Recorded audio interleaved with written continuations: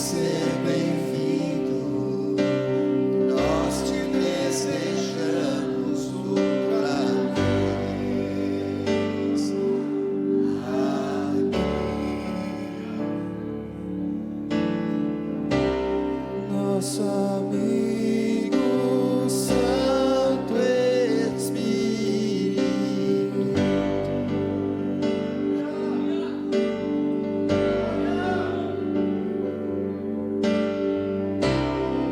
esperamos pelo seu soprar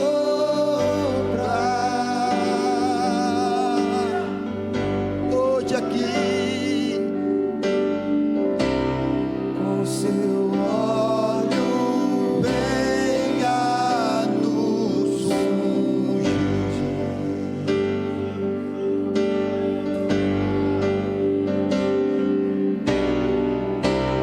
com seu fogo vem nos batizar.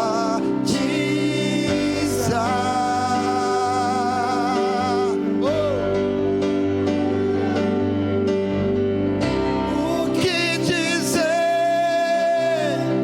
o que fazer quando ele vem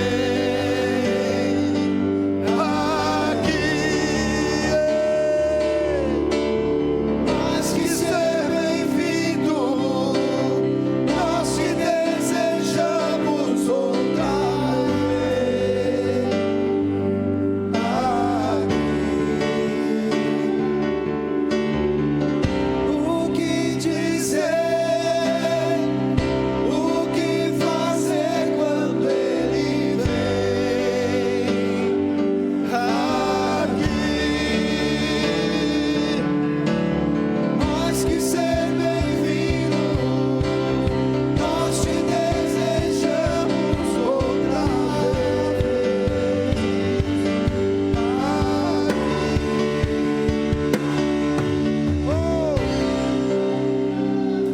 O Espírito Santo,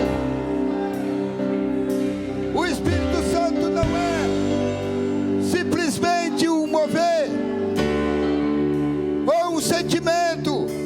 O Espírito Santo é uma pessoa e ele quer ser apresentado em grande estilo. Por isso você pode dizer, faz de novo. De novo, faz de novo, seu povo clama-te mais uma vez. De novo, faz de novo, o seu povo clama-te mais uma vez. De novo, faz de novo,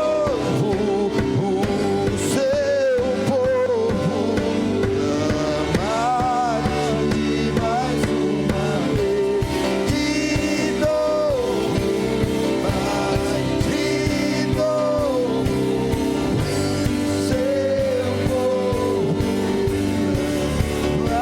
clama-te mais uma vez. O que dizer, o que fazer quando ele vem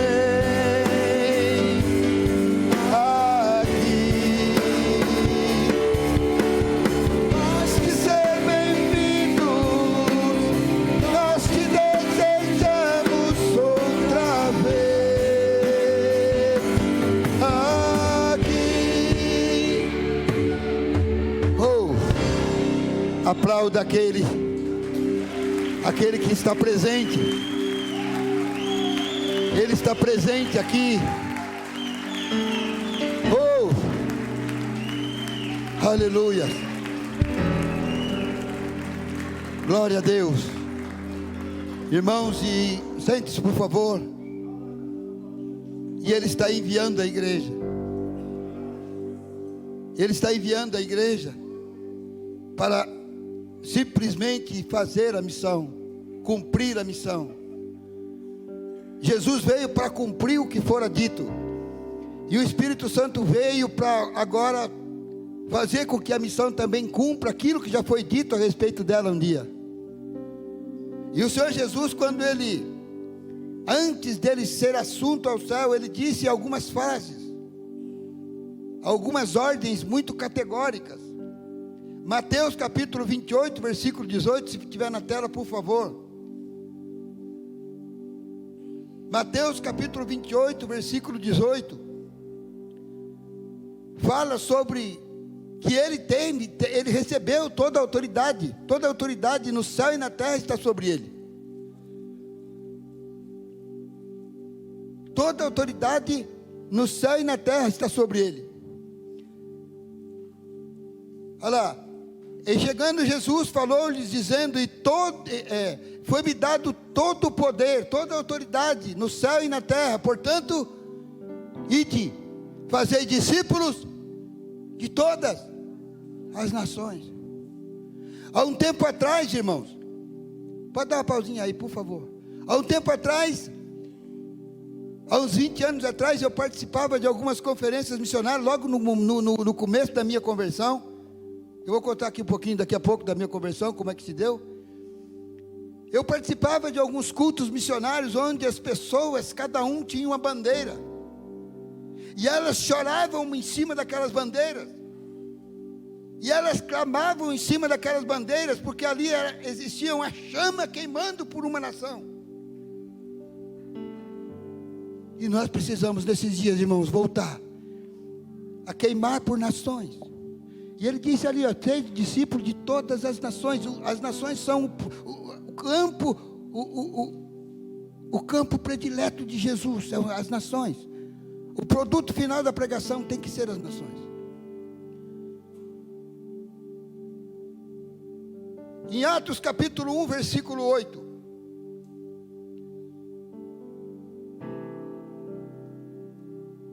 Ou melhor, coloca para mim, Lucas 24, 47. Lucas capítulo 24, 47. Eu vou criar aqui uma linha de raciocínio. Olha só. Que em seu nome se pregasse arrependimento para a remissão dos pecados a todas.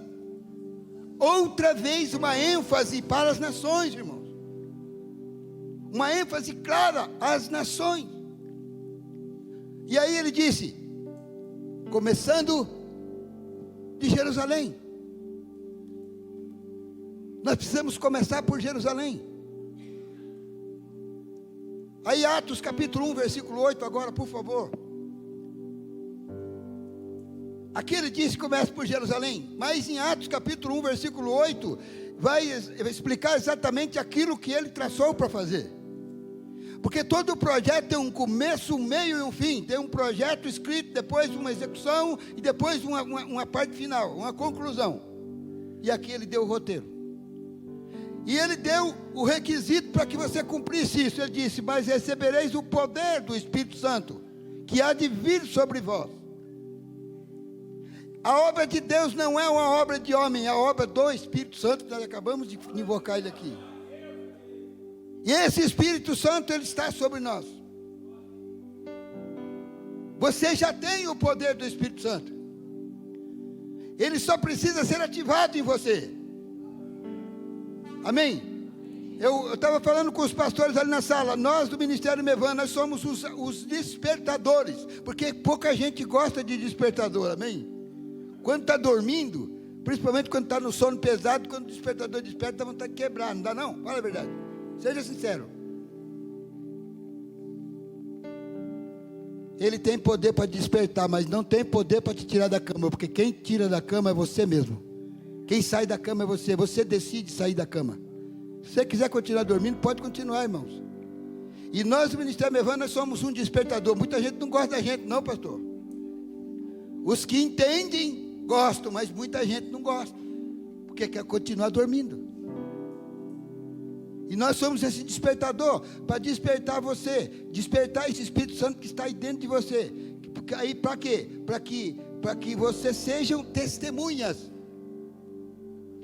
Sabe por que hoje nós não ganhamos muitas pessoas para Cristo? Por falta de testemunho. Não é o testemunho de bênção. Não é o testemunho de que alguém um dia era maltrapilho. Eu, por exemplo, fui um mendigo de rua, morei 17 anos na rua. Eu vou ainda dar uma pincelada daqui a pouco sobre isso. E hoje eu sou um apóstolo das nações, eu fui empresário. Não é isso, não é isso, não é isso. ser testemunha de adorador, testemunha de adoração. E adoração não é simplesmente a música que nós cantamos. Adoração é comportamento. Nós precisamos ter comportamento cristão.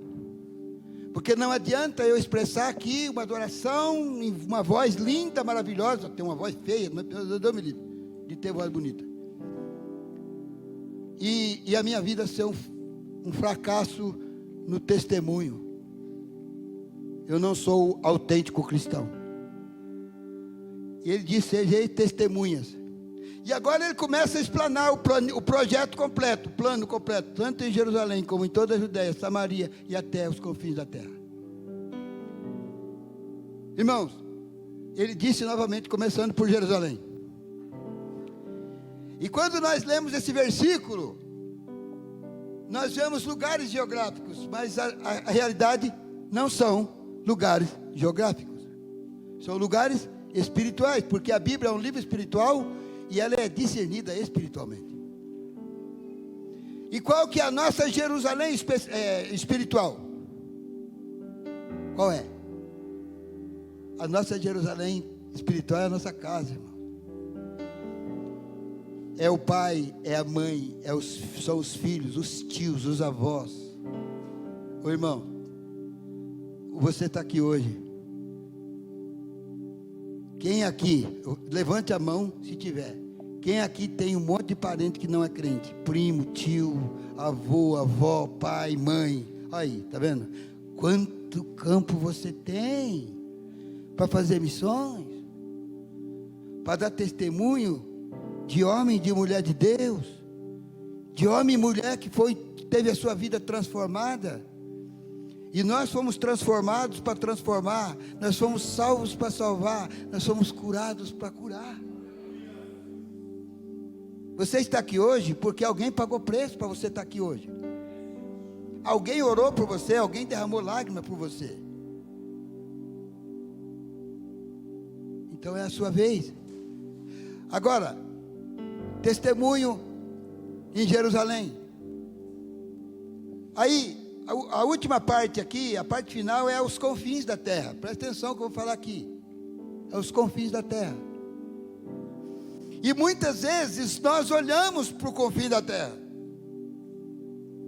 Muitas vezes nós conseguimos cruzar o oceano. O nosso olhar cruza um oceano. Cruza o outro lado do planeta. Mandamos oferta para a China, para o Afeganistão, o outro lado da África. Os nossos olhares cruzam o outro lado do planeta, mas não conseguem cruzar o outro lado da mesa, aonde tem um pai, uma mãe, um filho, uma tia, um tio, uma vozinha precisando de salvação.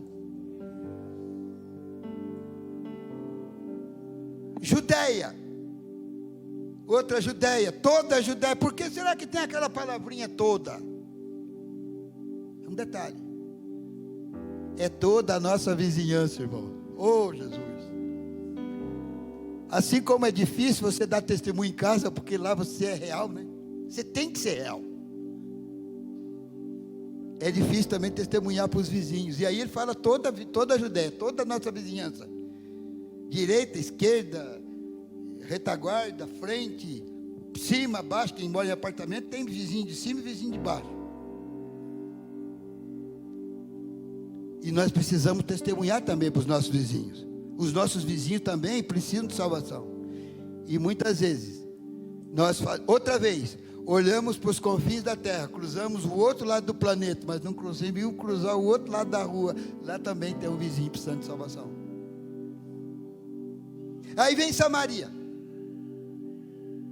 Samaria é o lugar da rejeição.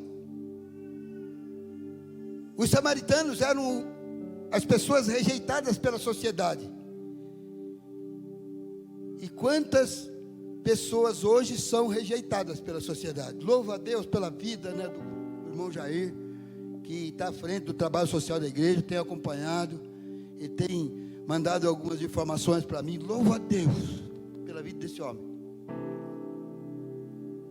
que está olhando por Samaria. Samaria são os moradores de rua.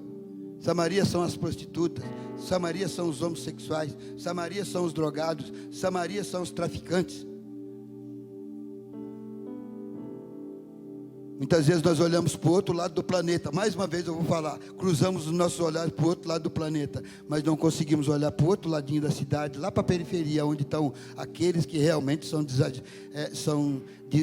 desrespeitados pela sociedade e enjeitados pela sociedade. Discriminados pela sociedade. Então nós precisamos olhar as nossas escalas de valores. Daquilo que Jesus mandou fazer. Nós temos que respeitar os processos. E por falar em Samaria, irmãos, eu queria contar um pouquinho do meu testemunho. Irmãos, vocês vão me perdoar se você ficar aqui até meia-noite, tá? Oh, glória a Deus. Irmãos, eu hoje estou com 66 anos. E eu nasci de uma família muito desestruturada. Meu pai era beberrão, mulherengo, era um homem muito, muito ruim. E eu sou o filho mais velho de 12. Uma família de 12 filhos, eu sou o mais velho. E eu, quando eu tinha 14 anos, eu fui obrigado a trabalhar para ajudar a minha família, cuidar da escadinha. E muito jovem, eu muito revoltado. Cresci um menino revoltado. E muito jovem, eu tive a responsabilidade de cuidar dos meus irmãos, que era coisa que meu pai precisava fazer. E isso gerou esse ódio. Eu tive ódio do meu pai. Eu confesso aqui, eu tive muito ódio do meu pai. Claro que depois eu consertei. Ele inclusive morreu salvo, viu, gente? Ele foi para a eternidade salvo. Se arrependeu de tudo aquilo que ele fez. E os últimos dias da vida dele foi uma vida em Cristo. E o meu testemunho, a minha conversão, curou muita gente na minha família. Até então ninguém era crente na família. E com 17 anos eu saí da casa do meu pai e fui viver por minha conta. Então eu dou um conselho aqui para você jovem que tem 15, 16, 17 anos: não saia da sua casa, por pior que ela seja, para você. Talvez você ache que é pior, mas ainda se achando que é pior lá, ainda é o melhor lugar para você viver, junto com seus pais. Um recadinho para você, jovem: não saia. E eu saí, fui ser independente. E aí eu comecei então a encontrar com aquilo que não presta. Tudo aquilo que você imagina que não presta. Prostituição, droga. Até que um dia encontrei a minha droga que satisfazia, que era mais acessível, que é a cachaça. Eu me tornei um alcoólatra. Com 19 anos era alcoólatra. E nesse envolvimento, eu tive um envolvimento com a garota, e eu tive 3 filhos com essa garota.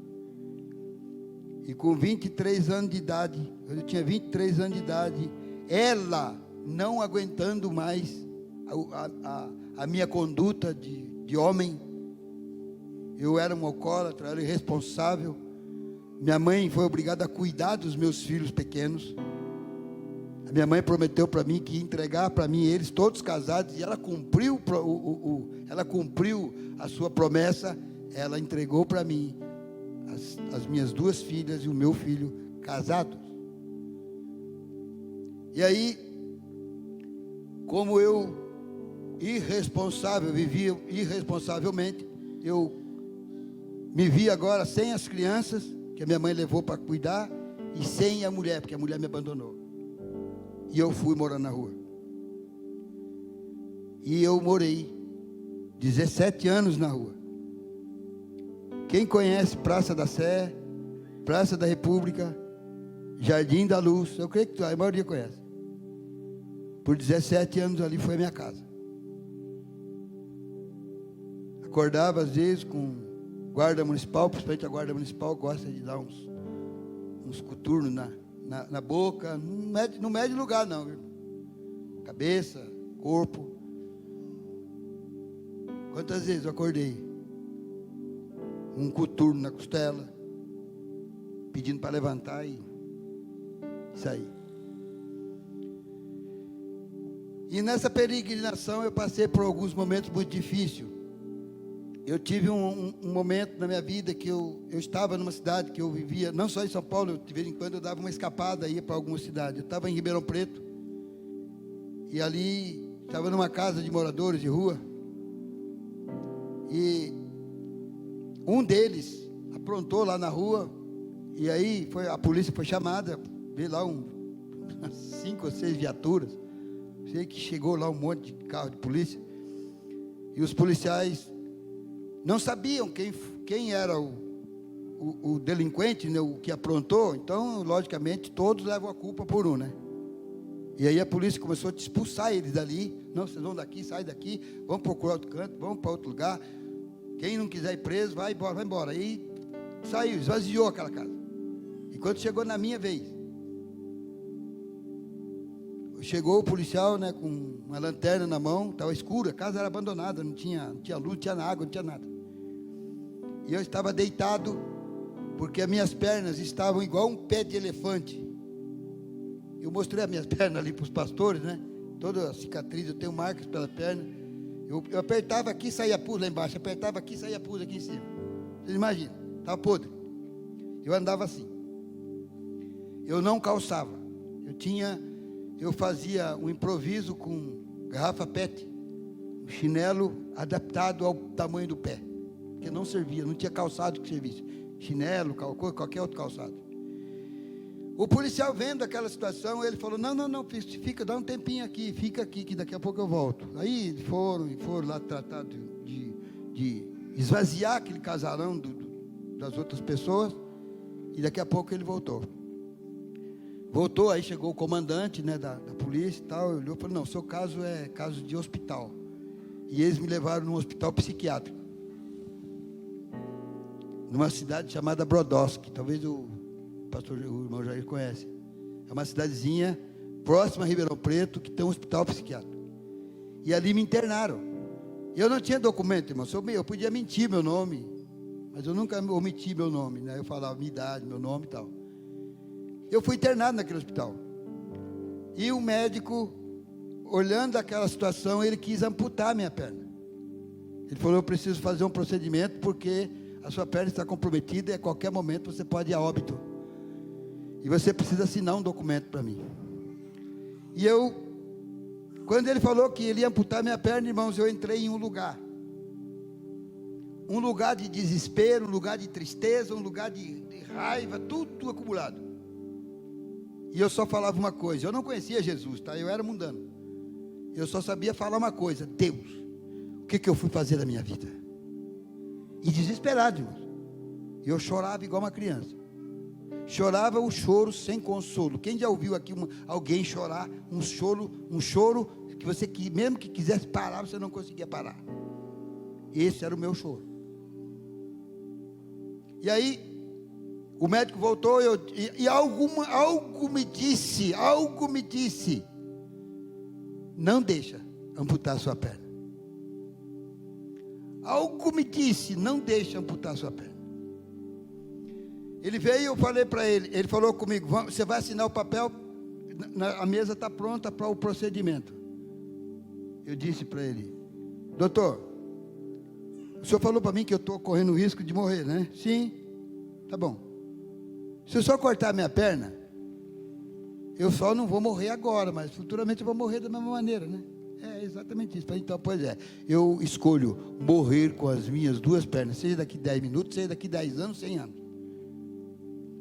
E ele saiu batendo porta, porque ele ficou nervoso com aquela situação.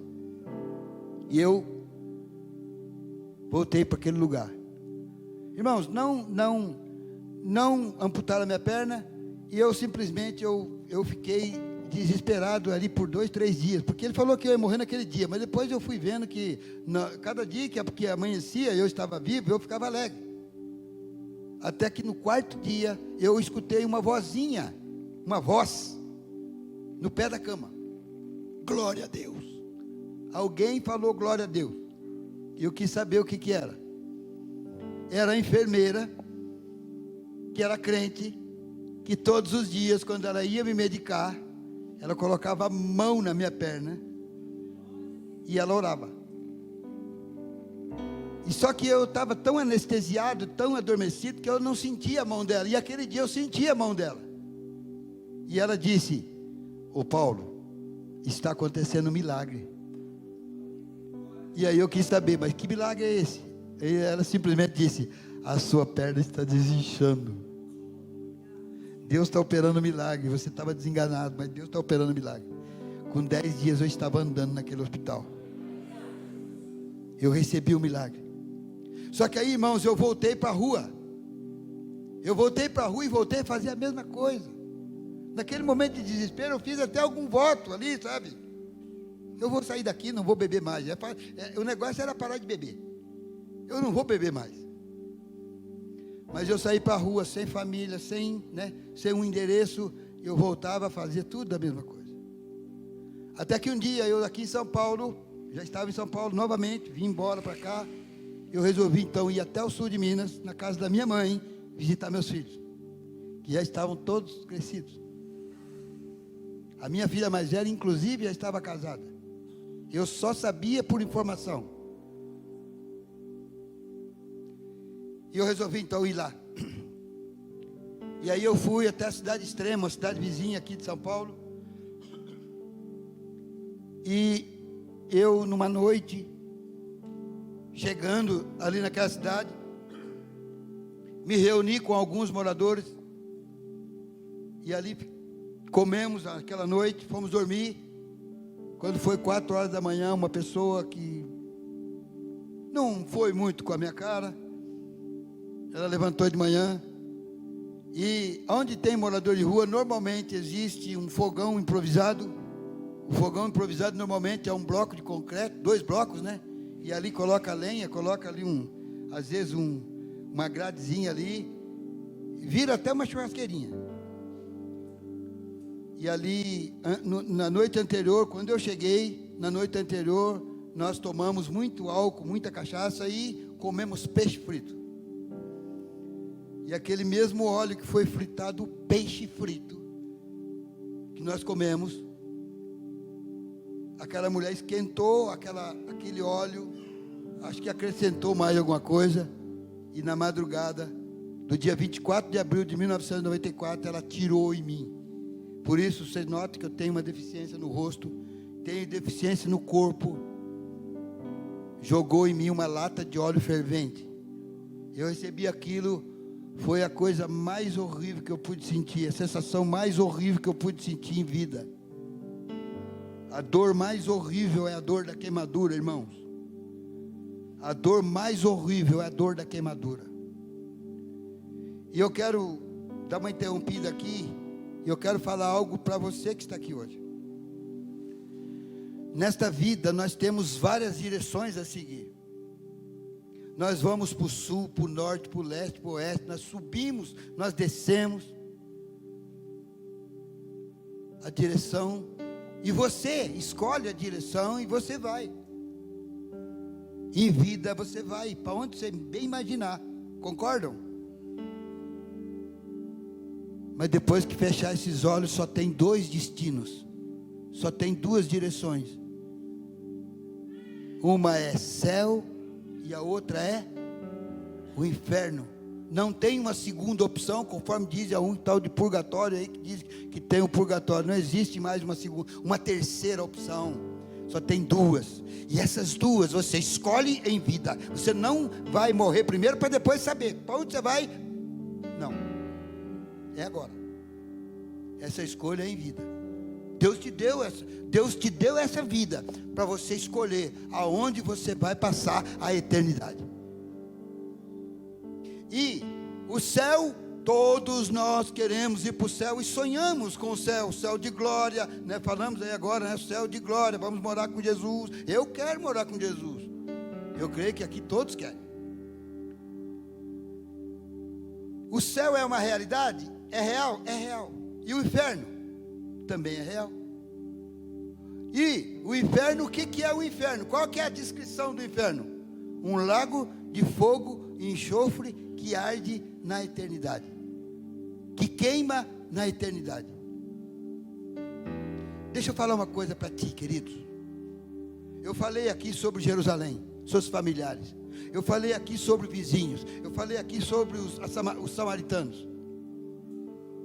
Eu fui um samaritano. Agora deixa eu falar uma coisa. Pelo amor de Deus, não queira ir para o inferno. Não queira você ir para lá. E nem deixe que alguns desses que eu acabei de citar aqui ir para lá. Parente, vizinho, não deixe. Sabe por quê? Porque é a dor mais terrível. Eu experimentei essa dor na pele. Quando eu dei entrada naquele hospital. Eu estava vestido com uma camiseta. E a única coisa que eu me lembro, no dia 24 de abril de 1994, que a enfermeira vinha com a tesoura, ela cortava a minha camiseta em tiras. E a cada tira que ela tirava a camiseta fundida com pele. E aonde ela tirava assim, ficava aquela coisa viva aqui. Eu nem vou mostrar aqui, porque não tem condições, irmão. Pele misturada com a camiseta, com o pano da camiseta. E eu senti aquele lá por 100 dias. Eu fiquei depois internado naquele hospital, irmãos. Cada dia um procedimento. Quem é da área da saúde aqui? Tem alguém da área da saúde aqui? Um enfermeiro, médico? Se chama depredação. Eles removem aquela casca todos os dias. Mas antes disso eu quero falar. Eu fiquei do dia 24 de abril às 6 horas da manhã até o dia 1º de maio em estado de coma profunda.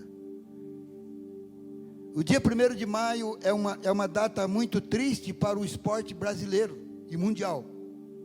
Foi o dia que o Ayrton Senna morreu. O dia que o Ayrton Senna morreu foi o dia da minha ressurreição.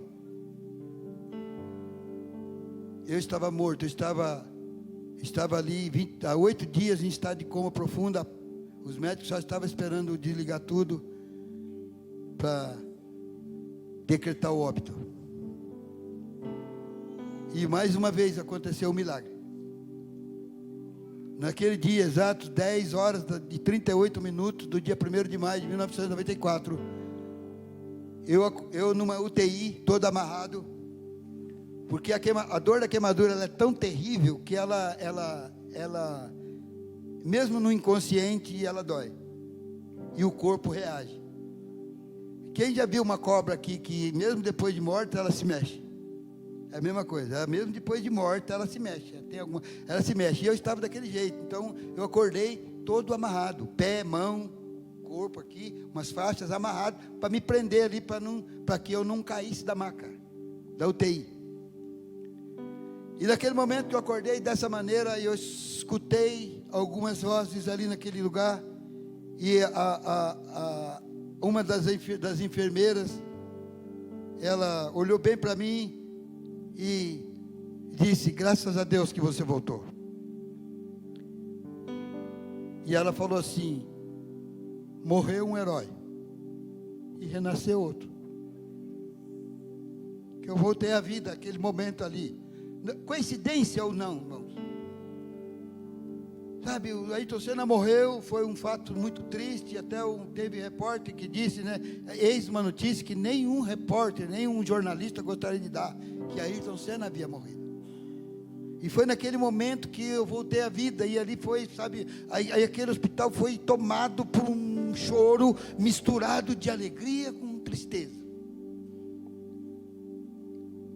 Eu fiquei mais 100 dias ali, depois eu voltei, e foi aonde eu acabei de completar a minha caminhada, porque eu estava internado no hospital de Extrema, e aí eu acabei de chegar. E quando eu acabei de chegar na cidade de Cambuí, eu não tinha condições de procurar minha família, porque eu fiquei muito feio, irmão. Aqui tinha uma parte que ficou com cabelo e a outra parte sem cabelo. Essa orelha aqui caiu totalmente. Uma orelha caiu totalmente. Os dentes caíram todos. E eu fiquei horrível.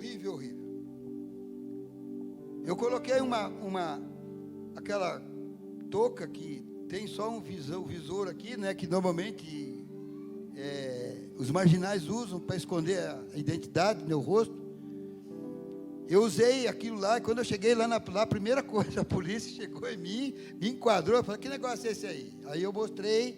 Quando eu mostrei, ele falou: não, fique tranquilo, pode usar isso aí. que é assustador. Irmãos, até para descontrair um pouco, eu sei que você não acredita nisso, né? Mas se você me encontrasse sexta-feira 13, à meia-noite, naquela situação, você ia pensar que era assombração. Eu sei que você não acredita nisso, mas você ia colocar em dúvida se você acreditava ou não, viu, gente? Fiquei muito feio. Mas aí, irmãos, vejam só. A oração, nosso Deus é tremendo, gente. Nosso Deus não é gente, Ele responde a nossa oração. Aí um dia, eu olhando para o espelho, aquela figura grotesca, pitoresca ali, eu falei, meu Deus, o que me tornei? Aí eu falei, Deus, eu só falava Deus, eu não era convertido ainda. Eu falei, Deus, qual vai ser o dia que uma mulher vai olhar para mim e vai me ver como um homem? Qual vai ser o dia, Deus? E chorei na frente do espelho. Mas daqui a pouco eu conto por que eu estou falando isso. Irmãos, aí eu fui morar debaixo de uma ponte na cidade. Depois de eu ter essa abordagem lá com o policial, eu fui dormir debaixo de uma ponte. Não tinha lugar para dormir, não tinha casa, não tinha nada. Mas eu fiquei com medo, de repente, de eu ir na casa da minha mãe e do meu pai, e eles terem um infarto e morrerem. E falar, pô, isso aí não é meu filho. Eu falei, eu vou ter que arrumar uma estratégia para arrumar a fachada para chegar lá. Porque estava feio demais. E aí eu fui dormir debaixo de uma ponte. E eu estou ali dormindo debaixo da ponte. E um belo dia 22 de outubro de 1994, eu lembro as datas. Um pastor na cidade, ele era pastor aqui em São Paulo, e ele se deslocou até a cidade de Cambuí, para começar ali uma congregação. Então, inclusive aquela congregação era Missão da Igreja Batista Nova Aliança, aqui da cidade de Ademar. E eu estou ali naquela ponte, e o pastor da igreja, ele ali por volta das 4h30, ele tinha marcado uma visita na casa de uma pessoa ali nas proximidades. E ali na ponte tem uma trilha de mato mesmo, uma trilha, né, um trilhozinho. E ele foi visitar essa pessoa e chegou e me encontrou lá debaixo da ponte. Quando ele me encontrou debaixo da ponte, ele deparou comigo daquela situação e chamou a atenção dele, ele foi conversar comigo. E ali ele fez uma entrevista comigo, né? Perguntou tudo da minha vida, eu contei tudo para ele, fui muito sincero com ele. Aí ele falou assim, você quer mudar de vida? Eu falei, pastor, eu quero. Ele falou, então pois vem comigo. Aí eu fui com ele, ele não foi na visita, ele deu furo lá com a mulher e levou para a igreja. Inicialmente, ele tentou falar com o pastor presidente para que eu ficasse na igreja, que na igreja tinha uma espécie de uma cozinha lá no fundo, e tinha um espaçozinho lá onde ele guardava bugiganga. Era uma espécie de dispensa da igreja. Aí ele queria improvisar um quarto lá para mim. O pastor presidente do ministério, inicialmente, depois ele se tornou muito amigo meu. Ele falou, não, pastor, pelo amor de Deus, você é meio ingênuo, cara. Esse aí é mais um que não deu certo. Esse homem deve ser bandido, você está louco. Ele vai roubar nós. O pastor presidente falou isso. Não vou falar o nome dele não, tá? Falou isso. E esse pastor que tinha me levado, ele falou, ô pastor, eu vou falar uma coisa para você. Por esse eu vou pôr a minha mão no fogo. Eu não vou deixá-lo na rua. Aí o pastor presidente falou, então leva para sua casa. É fácil. Aí ele não pode ficar. Tá bom. Ele pegou. O que ele fez? Me levou para a casa dele. Chegou na casa dele, irmãos. A casa dele era a casinha pequenininha, aquele bem, sabe, bem humildezinho. Ele tinha 5 filhos. Tem 5 filhos. Na época eles tinham 12, 9, 7, 5 e 3. Aos olhos humanos, aquele homem não tinha condições de dar uma formação para esses 5 filhos. Porque ele era um pastor, não tempo integral no ministério, era voluntário e ele era professor de história. Quem ganha? Professor ganha quanto aqui hoje, hein? Um professor do estado aí, primário. R$1.000, R$2.000. Que ganha 2.000. Com 2.000 você consegue formar 5 na universidade? Irmãos, esse homem cuidou de mim. Eu fui dormir no meio dos 2 filhos mais velhos dele, de 12 e de 9. Ele cuidou de mim, ele deu toda a atenção para mim, ele me incluiu como membro da família dele. Depois de um tempo, ele promoveu em mim uma transformação literal. Ele arrumou cirurgia plástica, eu coloquei dente, arrumei o olho que estava esbugalhado para fora assim. Essa orelha aqui é uma cartilagem retirada aqui na costela para remodelar a orelha. E deu uma arrumada na fachada. E a partir daí, então, ele voltou para São Paulo. Quando ele voltou, claro, né? Quem tem que ir com ele é o filho mais velho dele, que ele me adotou realmente. Mas você sabe por que ele me adotou? Porque Cristo era a realidade nele. E nesses dias, Cristo precisa ser realidade em nós, irmãos. Porque quando Cristo é realidade em nós, quando olharmos para um morador de rua, nós não olhamos.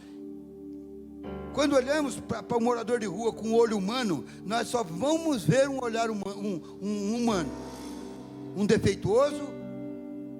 Mas quando nós olhamos com o olhar de Cristo, que está em mim, está em você, nós vemos nessa pessoa um futuro apóstolo, um futuro empresário, futuro pastor, um futuro pai de família. É exatamente isso que nós vemos. Cristo precisa ser realidade em nós. E em Filipenses, no capítulo 2, versículo 5. Tem como pôr na tela, por favor? Filipenses 2, 5. Olha o que diz essa passagem. Olha o que diz. De sorte que haja em vós o mesmo sentimento que também em Cristo Jesus. Nesses dias, nós precisamos ter os mesmos sentimentos, as mesmas atitudes de Jesus. E Cristo era a realidade naquele homem, por isso eu estou aqui. E aquele que um dia, esse pastor presidente, que hoje é meu amigo, ele falou assim: não, manda esse cara embora daí, porque ele não presta, esse é um cara que não presta, porque ele olhou com o olhar humano. Mas o pastor Mariano, que olhou para mim com o olhar de Deus, ele deu tudo aquilo que ele podia, ele arriscou a sua própria vida, porque na realidade eu poderia ser um maníaco, podia ser um psicopata, coisa semelhante. Ele arriscou a família. Não estou dizendo que com isso também você precisa arriscar a sua família hoje, mas ele arriscou. E aquele que um dia foi assim, praticamente jogado na lata do lixo, se tornou o maior dizimista da igreja.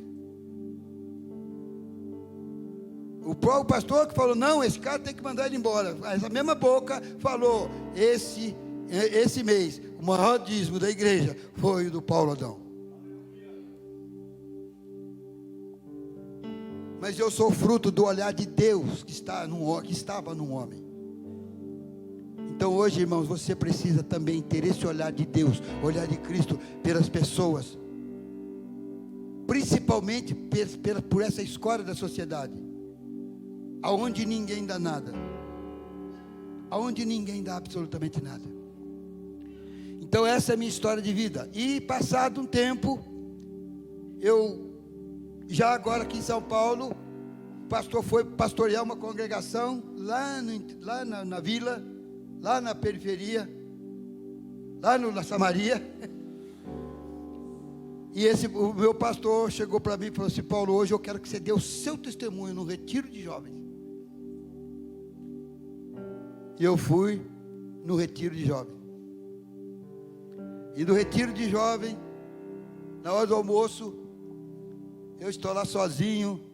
Eu não tive depois de um tempo, nunca mais tive contato com mulher nenhuma. E apareceu uma jovem. E antes disso eu tinha falado com o Senhor, já depois de convertido. Aí toda vez que eu olhava no espelho, eu perguntava, né? Agora sim sabia, né? Senhor, e aí? Quando é que uma mulher vai olhar para mim e me ver como homem? E eu, em contrapartida, eu não quero apontar, é essa ou é aquela, escolher. Porque aquela é mais bonitinha, mais moreninha, mais branquinha, mais gordinha, mais magrinha, não. Eu não quero escolher. O Senhor vai escolher. E aí eu estou lá no jantar ali, no jantar, no almoço, depois já tinha pregado. Aí veio piscina, e as moças, né, os meninos, todos eles mergulhando na piscina, e ficou uma moça com o vestido lá no pé, eu sentado lá em cima, da parte de cima. Eu cheguei no pastor, falei: pastor, moça comportada aquela, né, todo mundo aí, biquíni, na piscina, ela é comportada.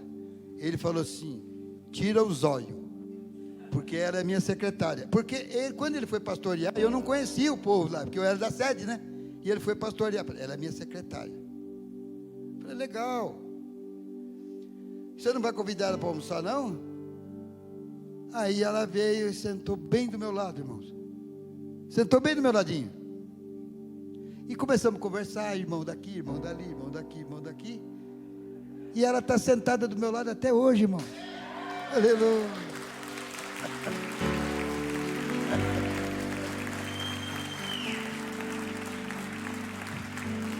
Ela também olhou para mim com o olhar de Deus. Aleluia.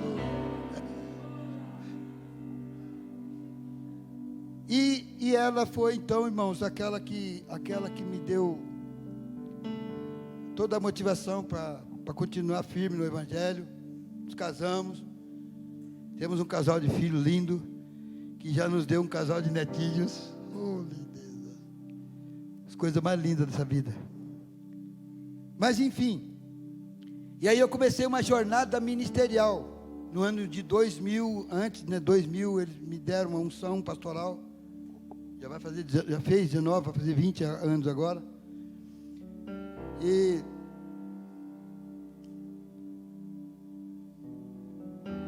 eu comecei uma jornada ministerial, né, nesse mesmo ministério, até que um dia em 2004 eu fui fazer um trabalho missionário, e me apaixonei por missões.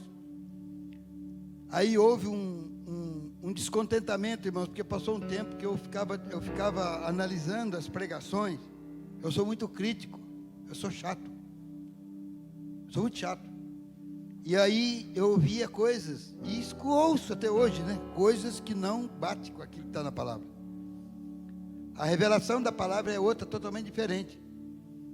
E aí eu fiquei um tempo, a igreja que eu tenho até um tempo que eu pastoreei uma igreja, eu entreguei tudo. O pastor da igreja, ele me deu a igreja. Era uma congregação, falou: você pode seguir o seu caminho, põe um CNPJ, abre o CNPJ e põe nome, muda nome se quiser. Eu fiz isso. Mas só que depois, irmãos, eu queria corrigir algo que eu tinha plantado. Eu não conseguia, eu peguei, tinha 6 pastores, eu passei o ministério para eles. Eles têm até hoje, lá na Pedreira, tem uma igreja lá, a igreja Corpo, comunidade, unção e poder, e estão lá seguindo, mas eu entreguei na mão deles, e eu fui para Poços de Caldas. Poços de Caldas, eu tenho a parte empresarial aí, mas não dá tempo de eu contar, não, é muito detalhe. Eu fui morar em Poços de Caldas, e foi quando eu conheci o meu apóstolo. O apóstolo Luiz Hermínio, foi em 2010, faz 9 anos que eu conheço, e eu fui buscá-lo, e depois de algum tempo de convivência, de conhecer a gente, conhecer eles também, como eu disse, eu sou muito chato, sou muito criterioso com as coisas, e aí eu comecei a caminhar com ele, e em 2016, o pastor Luiz me enviou, eu e minha esposa nos enviou para o Peru, aonde tinha uma proposta de construção de uma base missionária no interior da selva amazônica peruana. É o que eu vou mostrar agora para os irmãos. Eu tenho aqui algumas apresentações em PowerPoint. Dá para abrir, né, irmão? Tranquilo? Umas apresentações em PowerPoint. Eu queria que o irmão colocasse as fases da construção. E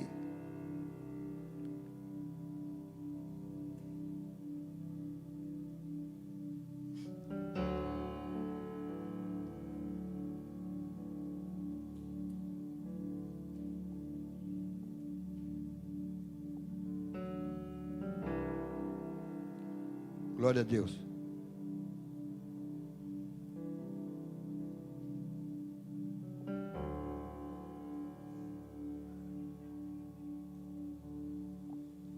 Amém.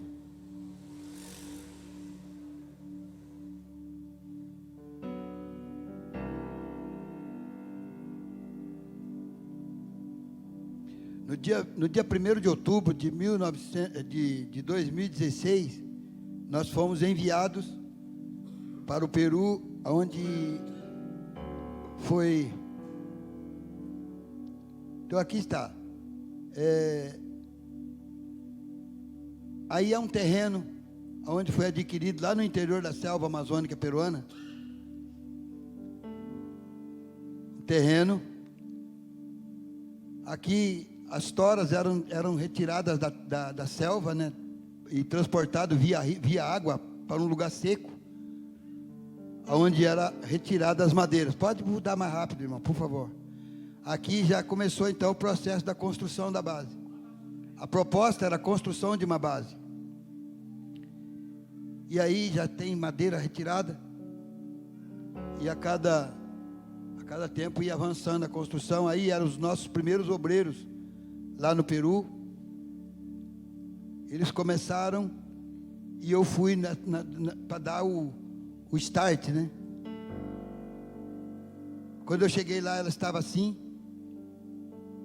Aí eu já estava com a mão na massa, que eu também gosto de trabalhar.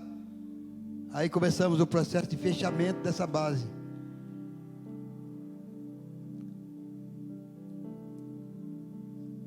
E aí está as fases, né, da construção. Aí o forro, nós fizemos o forro, ela está toda forrada. Aí as partes internas da base, forrada. Instalação elétrica pronta, tudo instaladinha, porque lá nós temos energia, a base gerador. Aí sou eu, a base aí está quase pronta. Aí a entradinha dela, né, a entrada dela, ela é suspensa, porque existe a cheia e a alta do rio, né, então ela precisa ser suspensa. Aí nós temos o nosso poço artesiano. Essa estrutura do poço artesiano, ela caiu e nós tivemos que fazer uma outra aí, agora no mês de agosto. Eu fui lá 10 dias, nós fizemos essa base de concreto, aonde no dia 19 agora de novembro, estarei indo lá numa proposta de colocar um purificador de água para fornecer não só água tratada para nós que vamos usufruir da base, como também para as pessoas do vilarejo. Amém? Irmãos, tem como você colocar o vídeo da base? O vídeo da base vai falar exatamente por que nós construímos essa base. Qual é o objetivo da construção dessa base?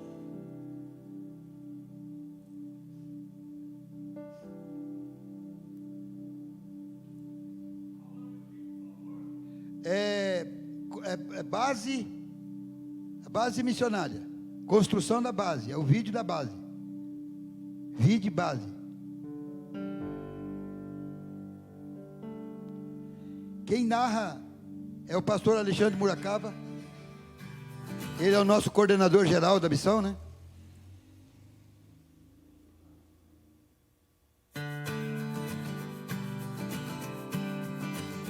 Estamos aqui na nossa base missionária que está em construção, aqui atrás. Estamos aí a quase 80% da construção, faltam algumas coisas internas.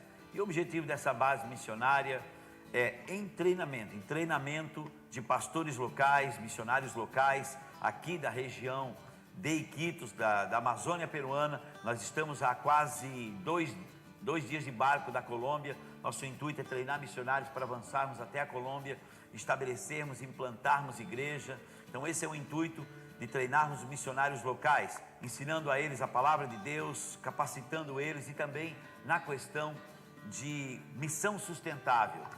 Nosso objetivo é trabalhar com a missão sustentável, também ensinando para eles, trabalho com agricultura, com pescado, panificação e tantas coisas mais que Deus pode nos dar para que eles possam trabalhar com essa missão sustentável e avançar no reino de Deus. E a terceira coisa também para essa base missionária é treinar missionários que virão do Brasil, virão servir essa nação peruana. Então falo com você também que quer servir essa nação, venha para cá. Esse é o projeto Missão Peru, aqui em San Juan do Achalado, próximo à capital do Loreto, que é Iquitos, no Peru.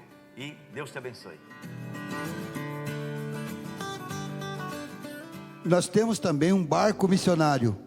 É um barco que também foi comprado com oferta dos irmãos aqui do Brasil. Amém? E ele vai falar também desse barco missionário.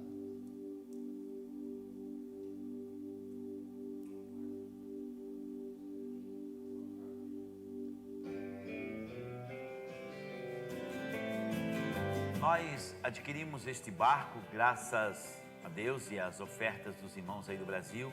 Nosso barco Mevan Missiones. Esse barco ele serve para o socorro da comunidade local, também o deslocamento de pastores de ida e vinda até Iquitos ou outras localidades, e também o deslocamento dos missionários que estarão sendo treinados aqui na base missionária. Então esse é o nosso projeto, o barco missionário que vai servir esse projeto da base missionária da Missão Peru.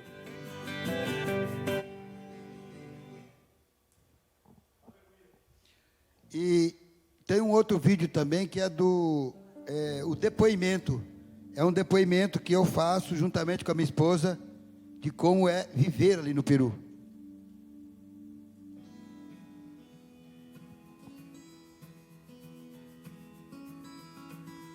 Irmãos, viver aqui é um grande desafio. Até porque a gente vem do Brasil, onde a gente está acostumado, uma vida inteira viver no Brasil, onde as coisas são mais fáceis, e aqui realmente é um grande desafio, mas nós temos vencido esses desafios. E quais são as grandes diferenças em viver aqui?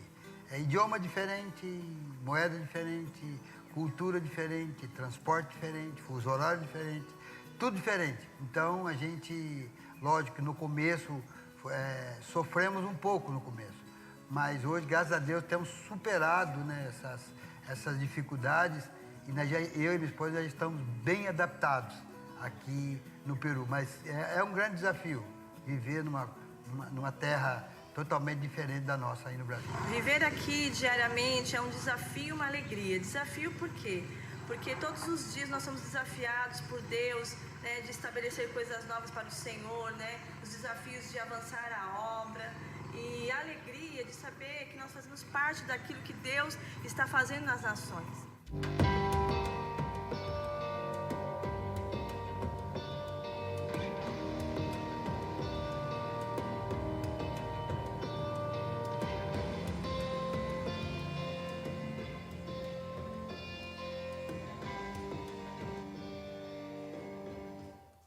Eu queria também que colocasse o vídeo do intensivo.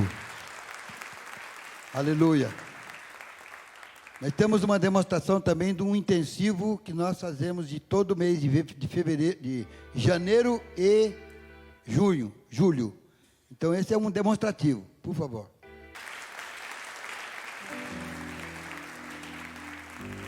Eu tenho mais alguns PowerPoint, mas não vai dar para passar tudo. Eu queria só que você colocasse para mim a igreja de discapacitados. Eu vou explicar o que é uma igreja de discapacitados. É uma igreja somente de deficiente físico. Quando eu fui para a Carnação, eu vi essa igreja, irmãos. Deu vontade de abrir um buraco e me enterrar vivo. Onde tem pessoas com vários tipos de deficiência e eles simplesmente adoram a Deus com aquilo que eles têm de melhor, que é o seu coração. Nós compramos esse motocarro aqui, é um motocarro, é um meio de transporte ali no Peru, naquela região. Nós compramos para o pastor da igreja, para que o pastor levasse as pessoas para a igreja, e da igreja para casa, de casa para a igreja. E lá tem vários tipos de deficiência. O Peru foi acometido por um surto de paralisia infantil, por um tempo, e a saúde no Peru é muito, muito precária. Se você imaginar que o SUS aqui no Brasil é ruim, põe 10 vezes ruim. Então tem muitos deficientes, irmãos, e nós temos mantido essa igreja lá. Nós temos destinado uma oferta para eles. Todo mês nós mandamos oferta para eles. Para comida, para remédio. Às vezes recebemos doações. Eu, quando eu viajo para lá, eu levo só uma troca de roupa, só a roupa do corpo. E a minha mala, 23 quilos de mala despachada e mais 10 da mala de mão. Vai de roupa, calçado, de algumas coisas para eles. E eu incentivo os pastores que vão a fazer o mesmo. E chega lá igual o irmão falou aqui, né? Que a alegria da esposa não é outra coisa a não ser ver que aquilo que ela deu está servindo para ela. E às vezes eles estão tão necessitados, e nós às vezes temos tantas coisas. E aí essa menina é a Melissa, é a nossa cantora. Eu tenho no meu computador até vídeos com ela cantando. Não dá para passar aqui porque leva muito tempo. Para que eu passasse muita coisa aqui, ainda precisava fazer uma conferência de 3 dias aqui. Aí eu passava tudo. Se alguma coisa aqui vai te enlouquecer hoje, numa conferência você vai super enlouquecer. Então, irmãos, isso aí é o básico. Eu queria também que você colocasse mais um. É a pasta da entrega dos uniformes. A nossa comunidade, lá onde está construída essa base, tem 38 famílias. E existem várias crianças que elas não tinham uniforme. E esse aí é o dia que eu fui entregar os uniformes. Nós mandamos confeccionar o uniforme deles. E aí está até o menino, né, Mevan, ali, colocou o nome, Mevan, e a emblema na escola. E nesse dia foi o dia da entrega. Estou eu, minha esposa e um grupo de irmãos que nos assessoram, que trabalham conosco lá na cidade de Iquitos. Até os professores ganharam, né, os uniformes.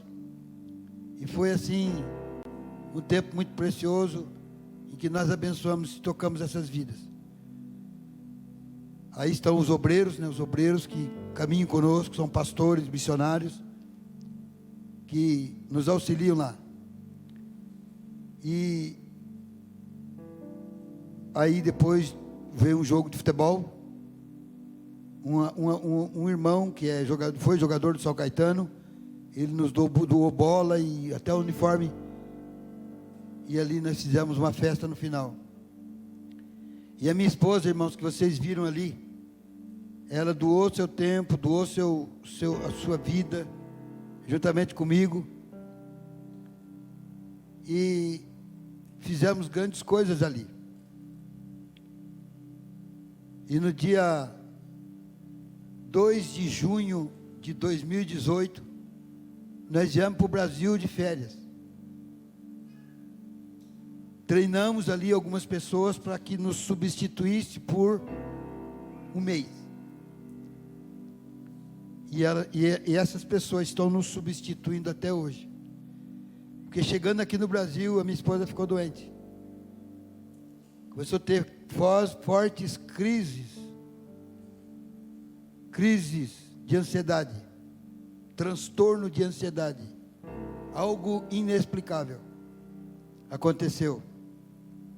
E eu não pude mais voltar para o Peru, por conta do tratamento da minha esposa. Eu me movo por 3 pilares, eu queria que você guardasse isso. Nós precisamos mover por esses 3 pilares. O primeiro é o desejo, o segundo a necessidade e a prioridade. O desejo, há um desejo da minha parte de estar lá no Peru? Há, irmãos, há um desejo. Eu amo aquele povo. A última viagem que eu fui lá, nós fizemos uma sala de oração. E ali, naquela sala de oração, até eu tenho um slide da sala de oração. Pode pôr para mim, por favor, enquanto eu falo, por favor, querido. Uma sala de oração, irmãos. foi onde tudo começou. Porque a maior obra que eu construí no Peru não foi aquela casa de madeira, irmão. Aquilo lá é uma coisa simples que uma hora vai desaparecer. Mas a maior construção que nós construímos naquela nação foi uma construção de uma rede de relacionamento. E começou a partir de uma sala de oração na nossa casa. E a última vez que eu estive lá, os irmãos choravam e perguntavam: pastor, quando vuelve a viver em Peru? Quando eu volto a viver no Peru? Hace falta? Amamos sua vida? Esse é o maior prêmio que eu recebi de toda a construção. E começou dessa sala de oração. Então, hoje o nosso papel é tocar vidas. Tá, que a construção se faz necessário, mas o nosso papel principal é tocar vidas. E eu estou voltando para lá agora, dia 19 de novembro, para concluir um ciclo ali. E talvez depois disso eu vou para uma outra nação. Há um desejo de estar ali? Há uma necessidade de estar ali? Porque eu sei onde está tudo ali. Eu sei as pessoas que eu realmente, Deus tocou nela através da minha vida. Há uma necessidade, eles precisam de mim ali. Mas aí eu pergunto, qual que é a minha prioridade? A minha prioridade é a minha Jerusalém, a minha esposa, irmãos. E tem pastores, tem muita, não só pastores, tem homens e mulheres, homens que sacrificam as suas esposas por causa de ministério, por causa de trabalho, por causa de qualquer outra coisa. Pastor, mas você estava fazendo uma obra linda. Estava assim, estava fazendo uma obra linda, mas a obra mais linda hoje é a minha esposa. Ela precisa dos meus cuidados. Ela precisa que eu cuide dela até ela ficar boa. O dia que a medicina liberar ela para ela voltar a fazer o que ela fazia antes, eu estou apto para ir para outro lugar. Mas enquanto isso não acontece, eu vou cuidar dela. Eu venho toda terça-feira aqui em Arthur Alvim. Ela passa por um tratamento psicológico, uma terapia psicológica. E tem gente que fala, mas é demônio, porque já orou? Eu falei, já orei. Mas o ser humano é um ser tricotônico. Ele é corpo, alma e espírito. E nós temos de distinguir o que é do espírito, o que é da alma e o que é do corpo. Às vezes a depressão não é uma espírito. A depressão, irmãos, é uma doença do corpo. E quando é do corpo, tem que tomar remédio. Oração às vezes não resolve. E ela está tomando remédio. Agora, por exemplo, ela está dormindo. Por quê? Porque 8 horas da noite, ela toma o remédio, ela dorme até 8 horas no dia. E ela não está aqui comigo hoje exatamente por isso, porque chega uma hora, às vezes quando é durante o dia, alguma programação durante o dia, ela já está indo comigo. Mas, logo, logo, com certeza, Deus vai operar o milagre e ela vai ser curada e ela vai poder estar comigo. Amém? Mas, irmãos, para me encerrar, eu quero falar algo aqui sobre o Brasil. Quem é brasileiro aqui? Todo mundo é brasileiro, graças a Deus. Irmãos, nós temos uma responsabilidade como brasileiro diante das nações. E o nome Brasil, nós aqui, né, na língua portuguesa escrevemos com S, mas o nome Brasil é escrito com Z no original. Eu queria que o irmão colocasse na tela para mim um versículo bíblico, 2 Samuel, capítulo 19, 31, e deixa na tela esse versículo, por favor. Mas vamos recapitular a história do Brasil. Amém? Eu sei que aqui tem estudiosos que conhecem bem a história do Brasil. Há livros de histórias que fala sobre a colonização do Brasil, em que nós fomos colonizados por portugueses. Essa é a história da escola, mas a real história, não fomos colonizados por portugueses. É primeira Samuel, irmão, por favor, perdão. Segunda mesmo, segunda, é 19:31. 2 Samuel 19:31. Aí, para aí, aí, por favor. Ali tem um nome ali que depois eu vou explicar. Note só. Vamos recapitular a história do Brasil? O Brasil foi descoberto no dia 22 de abril de 1500. Amém? Vamos recapitular aí, gente. Está esquecido da história? Ô, gente. Nesta época, nessa época a Europa tinha alguns países que eles eram voltados para as descobertas, para os grandes descobrimentos, e Portugal era um deles.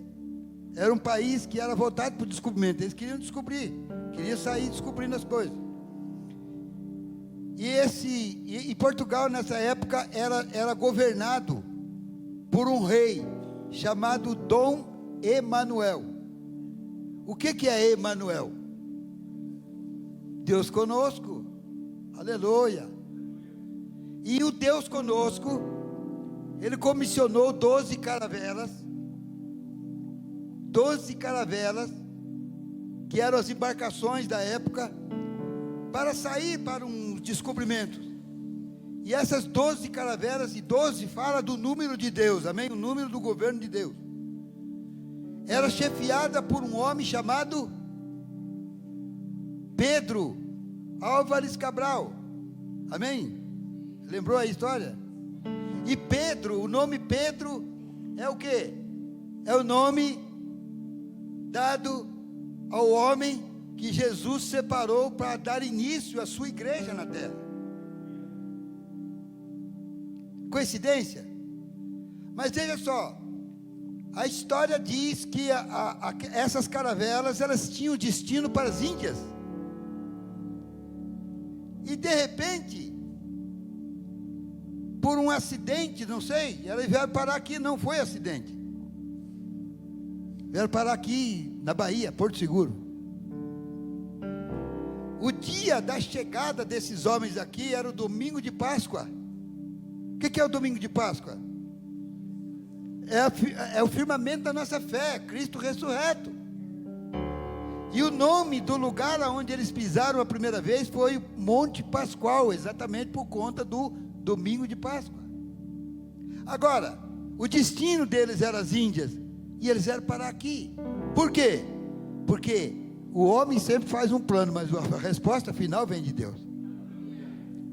O homem pode fazer plano, mas a resposta final vem de Deus. E foi o que aconteceu. Irmãos, preste atenção no que você vai ouvir. O primeiro nome dado a esse país foi Terra de Santa Cruz. Você que estudou história, você sabe disso. É isso ou não é?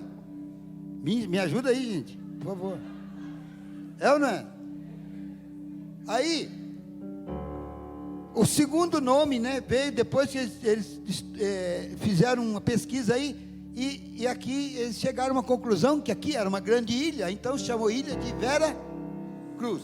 Ilha de Vera Cruz. E Vera fala do quê? Vera é verdadeira. Verdadeira cruz. Terra, ilha da verdadeira cruz. E nós temos a obrigação, a responsabilidade de pregar o evangelho da renúncia da verdadeira cruz.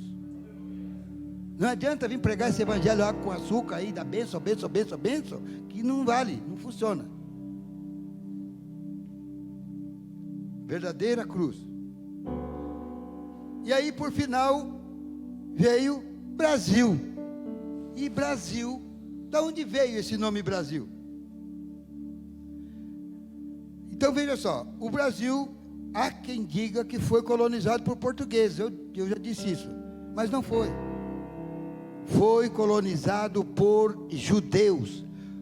Judeus que vieram nessas caravanas, nessas caravelas, eles eram fugitivos da Inquisição, que a Inquisição foi uma grande matança liderada pela Igreja Católica contra judeus.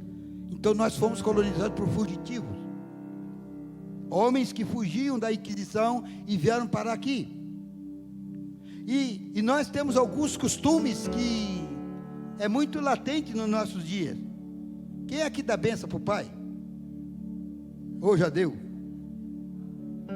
E o pai responde o quê? Isso é um costume judaico, irmão, não é costume de português, ou muito menos da Igreja Católica. Isso é um costume judeu. Deus te abençoe, meu filho. Pensa, pai, Deus te abençoe, meu filho.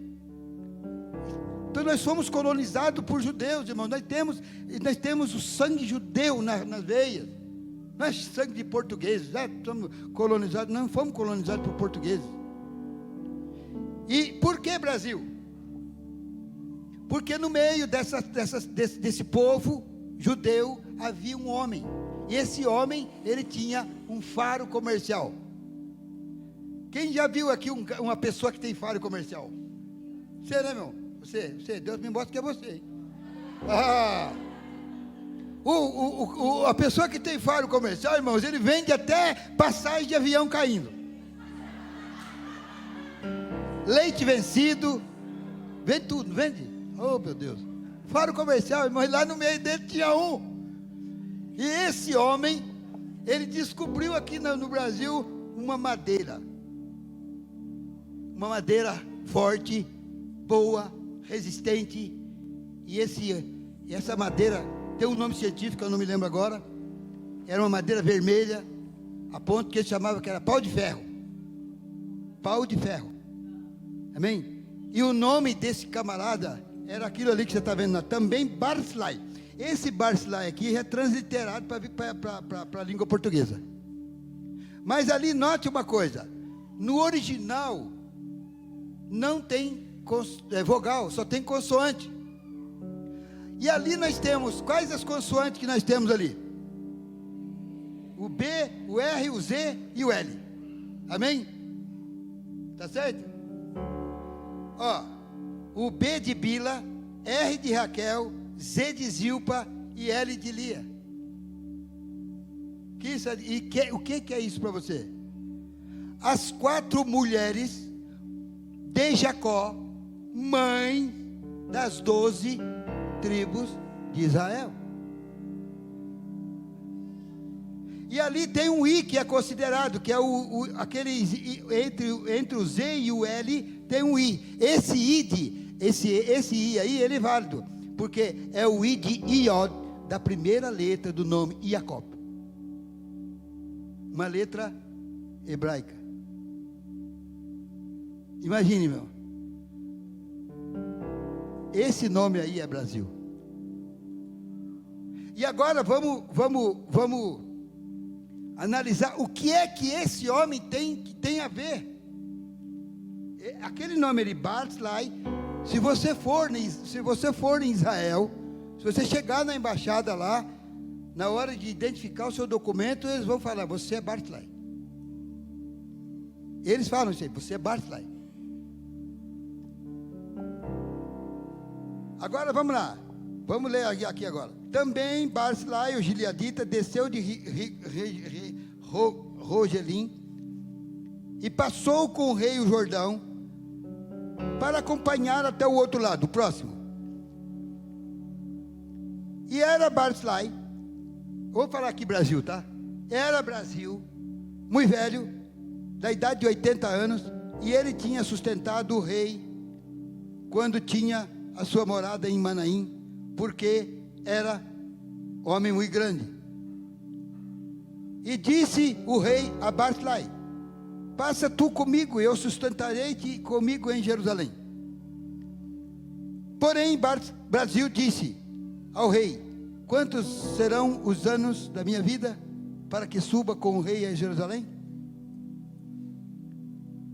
Da idade de 80 anos sou eu hoje.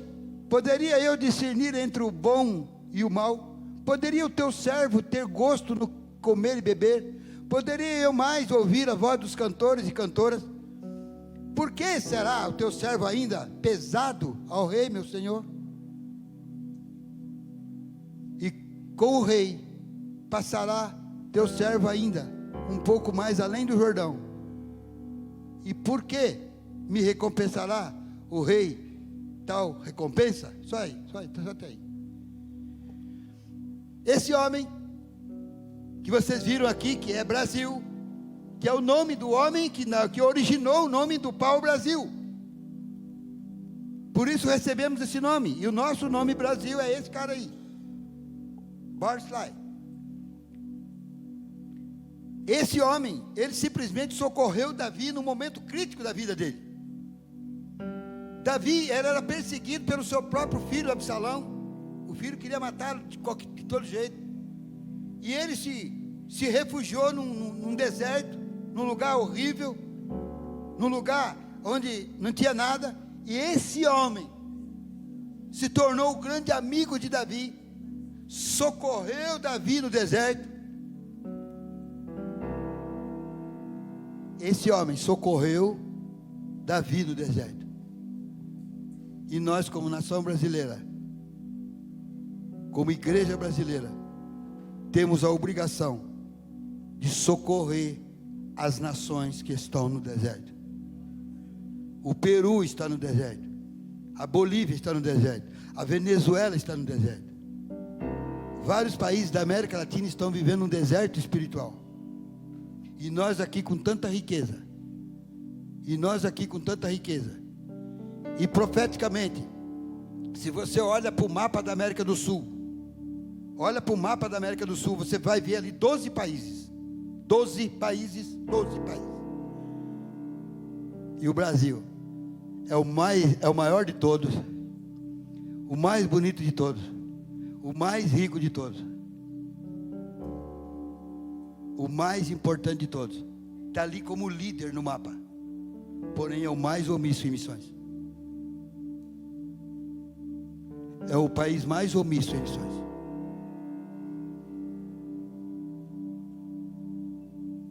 E eu quero falar uma coisa aqui para ti, irmãos. Isaías, um dia ele teve uma visão da glória de Deus.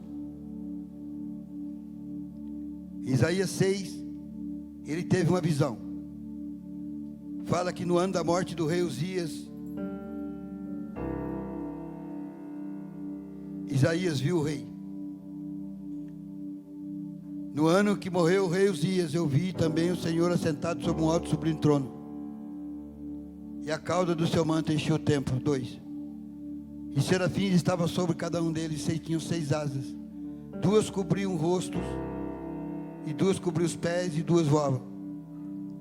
E clamavam uns aos outros, dizendo: Santo, Santo é o Senhor dos exércitos, e toda a terra está cheia da sua glória.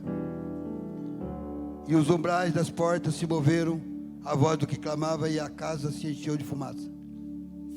Então disse eu: ai de mim, estou perdido, porque sou um homem de impuros lábios, e habito no meio de um povo impuro.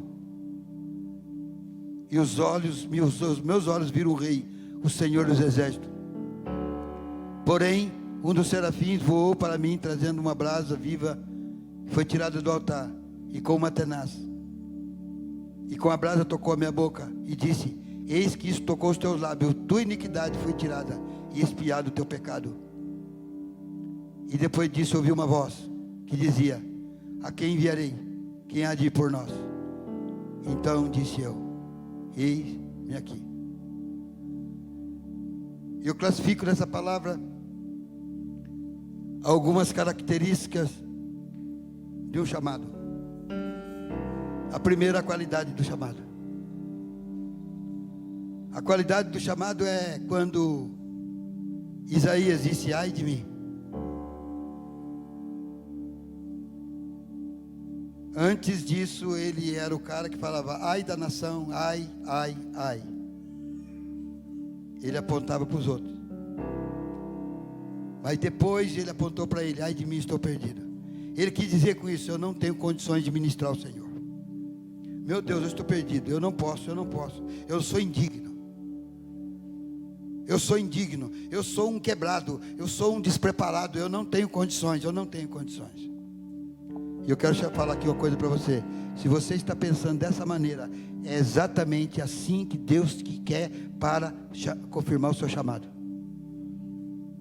Porque Deus, Ele não quer homens preparados, Ele quer homens dispostos a serem preparados. Se você é um desses, esse é o requisito básico para o chamado, a qualidade. Porque onde você dá a glória para Ele, não para você. Segunda razão do chamado. Qual que é a razão do chamado? A razão do chamado é: ai de mim, estou perdido e eu habito no meio de um povo impuro. Qual que é a razão do chamado, irmãos? É o povo impuro. Você vai pregar para quem? Porque pregar para crente, irmão, qualquer um prega. Nós temos que pregar para não crente, irmãos. A igreja, ela precisa ser uma igreja missional. A igreja missional vai sempre apresentar um novo convertido. A igreja missional está sempre batizando.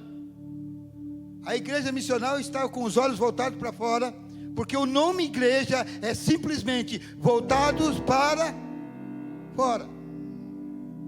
Eu digo que aqui nesse lugar, esse lugar aqui, você sabe o que significa esse lugar? Esse lugar, templo aqui, muito gostoso aqui, pastor, pelo amor de Deus. Estou para ver assim uma igrejinha tão bem organizadinha. Maravilhoso. Parabéns. Mas esse lugar aqui, irmãos, é uma igreja de 4 paredes.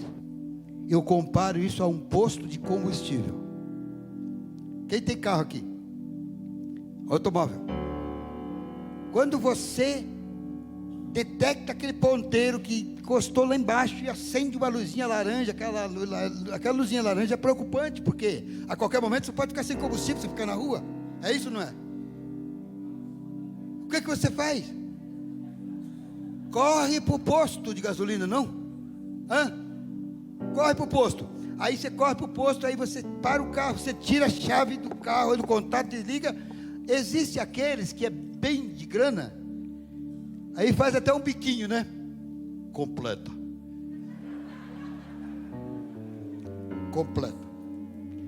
E tem aqueles que está meio com o dinheiro contado, ele fala assim: põe vintão aí que dá para chegar em casa. Não? É assim ou não é? Estou falando coisa errada? Então, irmãos, aí tá. Aí você abastece, seja com vintão ou completo, você sai daquele posto.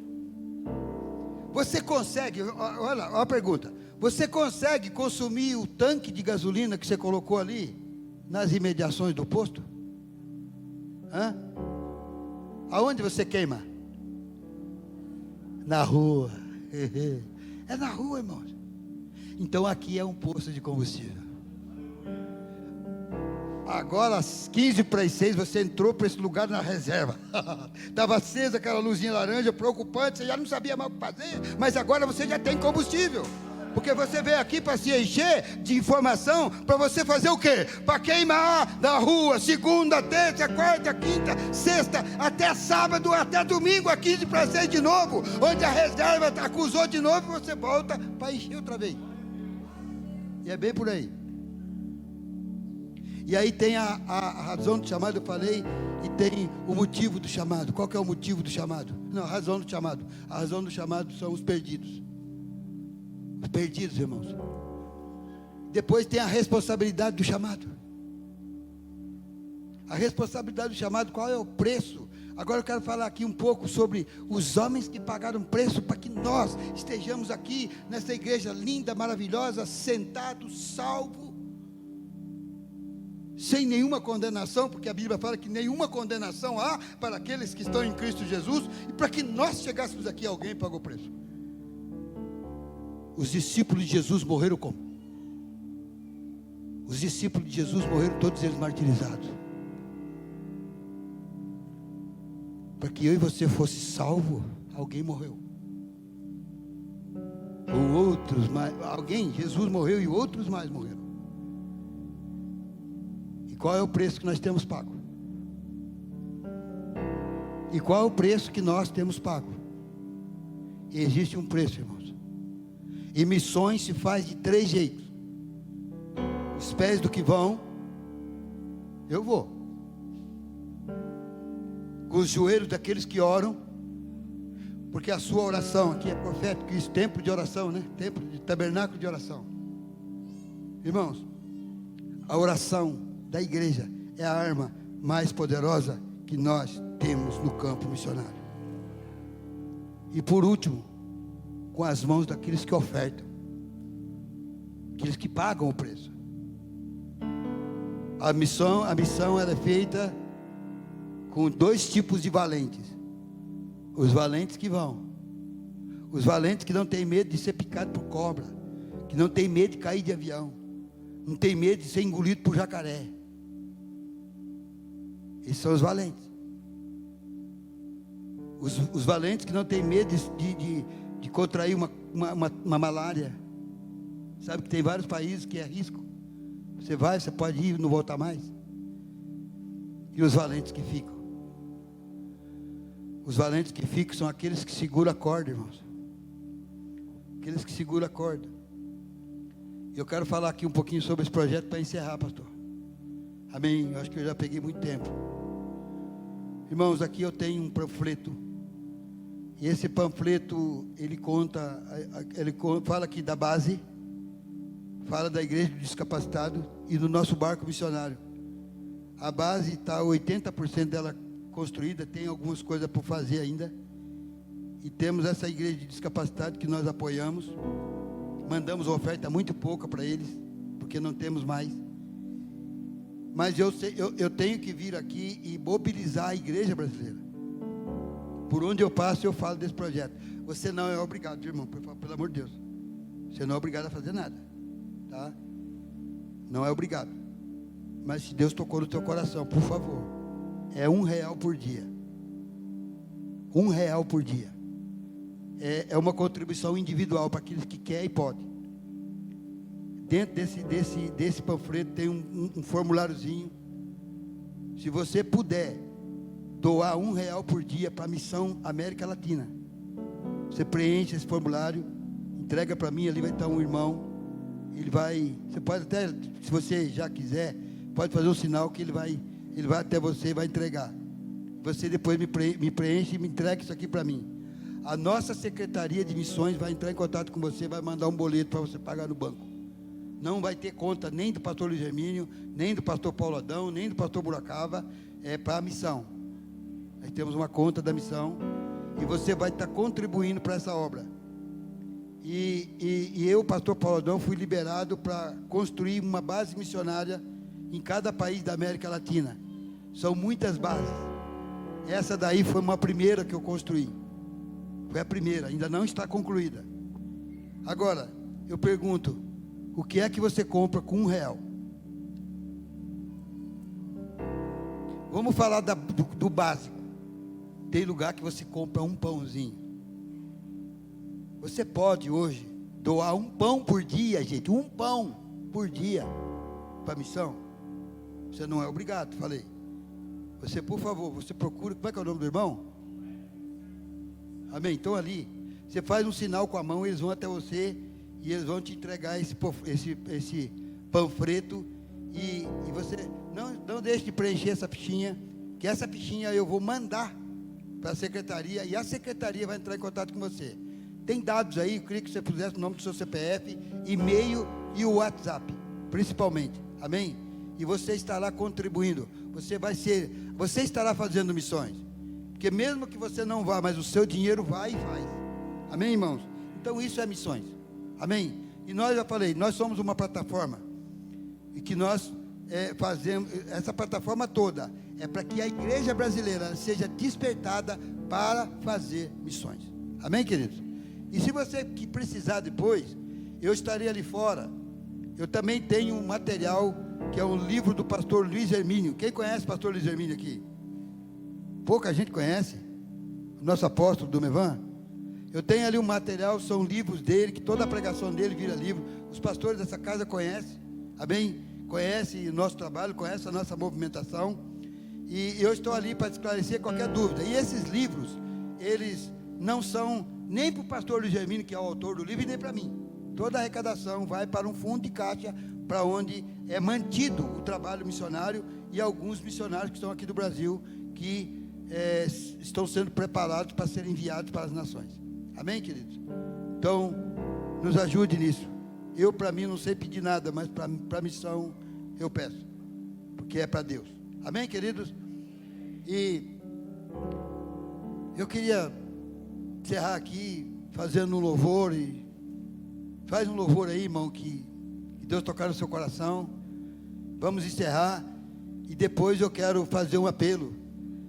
Que Isaías, ele se colocou à disposição quando Deus perguntou: quem há de ir por nós? E ele respondeu: eis-me aqui. Eu queria fazer um apelo e dizer para você que muitas histórias têm sido escritas por aqueles que disseram sim a esse eis-me aqui. A quem enviarei? A quem enviarei é uma frase que está ecoando através dos séculos. A quem eu vou enviar? E Deus está fazendo essa mesma pergunta hoje. Quem eu vou enviar? Quem eu vou enviar? Quem eu vou enviar? A quem enviarei? Quem eu vou enviar? E muitas histórias têm escrito por aqueles que disseram sim a essa, dando resposta a essa pergunta de Deus. E eu queria que você dissesse esse sim para Deus hoje, se envolvesse de alguma maneira. Talvez você não pode ir, mas você pode orar e contribuir. Se você não pode contribuir e orar, orar todos podem. Você não pode contribuir, mas você pode ir. Amém?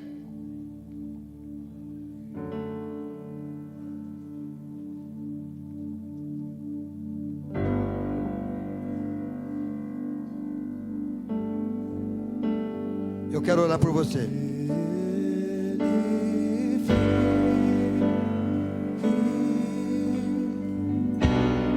Posso crer no amanhã,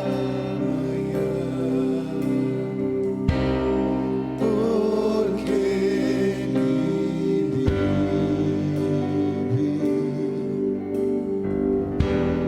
Temor não há.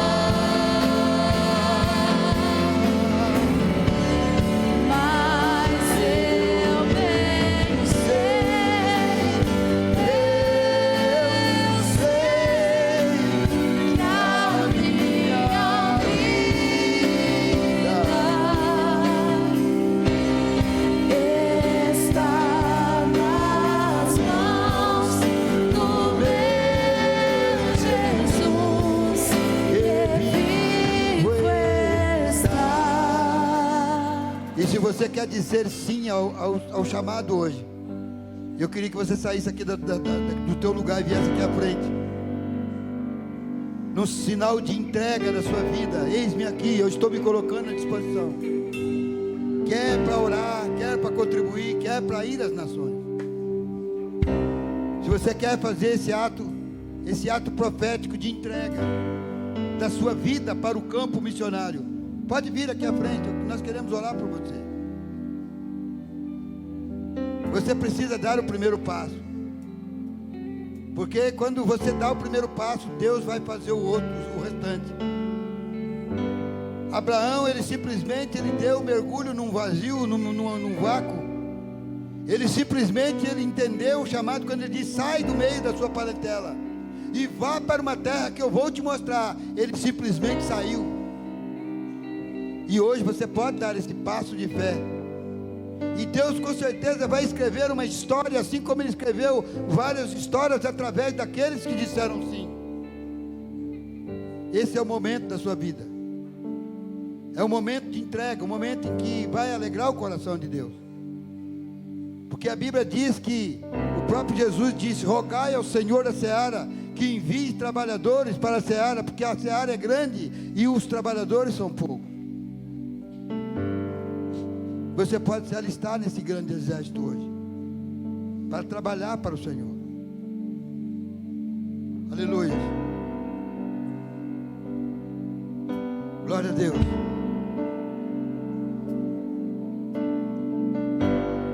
Amém, irmãos. Vamos orar por esse irmão que veio aqui à frente.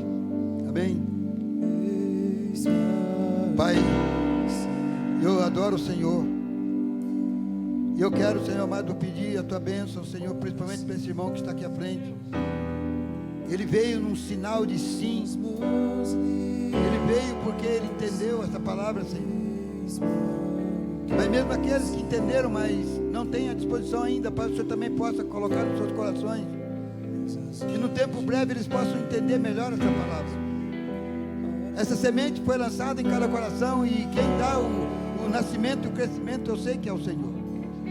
Pai, essa semente possa cair nessa terra boa, Senhor, e no seu tempo, ao seu tempo, elas venham ser germinadas, brotadas e crescidas, em nome de Jesus, em nome de Jesus. Aleluia, Jesus. Meus irmãos, o pastor Paulo Adão, ele fez um apelo para aqueles que querem ser missionários. Alguém quer ser missionário aqui? Alguém quer ser missionário aqui, igreja? Levanta a sua mão. Eu sou o primeiro, eu quero ser enviado às missões, eu quero continuar a obra de Deus. Então nesse momento eu peço para a igreja, levanta a sua mão. É um privilégio para nós nessa hora, irmãos, receber tudo que recebemos aqui. Esse culto é um culto diferenciado. Eu estava aqui ouvindo ele, o coração ardendo sobre tudo aquilo que ele ministrou, e eu creio que Deus tem coisas grandes a realizar neste lugar, em nome de Jesus. Levanta a sua mão bem alta, em nome de Jesus. Tem igreja do Senhor aqui, ou vocês vieram só para curtir? Nós viemos aqui para ser cheios de Deus. Então nessa hora eu queria que você fizesse uma oração junto comigo, no nome de Jesus. Pai, repete assim comigo: Pai amado, ouvimos a tua palavra, ouvimos sobre missões, e nós não queremos apenas ouvir histórias de pessoas que fizeram as missões, a tua obra. Nós queremos participar, queremos ser enviados, queremos estar envolvido com a obra missionária na nossa casa, a começar na nossa família, em Samaria e até os confins da terra. Esse é o nosso desejo, em nome de Jesus, em nome de Jesus. Só aqueles que fizeram essa oração sincera vai aplaudir a Jesus nessa hora. Glória a Deus. Amém, Jesus. Aleluia, glória a Deus. Glória a Deus. Deus abençoe a vida do pastor Paulo Adão. Irmãos, é um privilégio para essa igreja ouvir esse homem. Amém? Amém, meus irmãos? Escute o que esse pastor está falando. É um privilégio para nós, como igreja local, receber esse homem aqui. Glória a Deus. Eu tenho certeza que vai ser a primeira de muitas experiências que iremos ouvir, em nome de Jesus. Ele está pertinho da gente, irmão. Mora em Campinas, né? De vez em quando ele vai aqui fazer uns cultos de 3, 4 horas. Quem está preparado para fazer culto de 4 horas aqui? Hã? Ele falou para mim que ele quer me levar dia 19 para o Peru, irmão. Será que eu vou, irmão? Tem que ir. Amém? Vai ser um privilégio estar aqui, esse homem aqui tem muito a aprender. Pastor Adão, quando eu crescer eu quero ser igual ao senhor. Tá bom? Aplauda o Senhor pela vida dele, irmãos. Glória a Deus. Estenda as suas mãos para cá e abençoa a vida dele, em nome de Jesus. Abençoe a esposa dele nessa hora, em nome de Jesus. Vem cá, pastores, vamos orar por ele. Vem cá, em nome de Jesus. Igreja, começa a orar. Como é o nome da sua esposa? Silva, vamos orar pela vida do pastor Paulo Adão e pela Silva, em nome de Jesus. Ministra, igreja. Pode ministrar, igreja. Nós recebemos, agora você vai dar. Agora você vai abençoar. Isso, começa a ministrar, começa a declarar, em nome de Jesus. Pai, dá saúde para o teu filho. Pai, dá força para ele.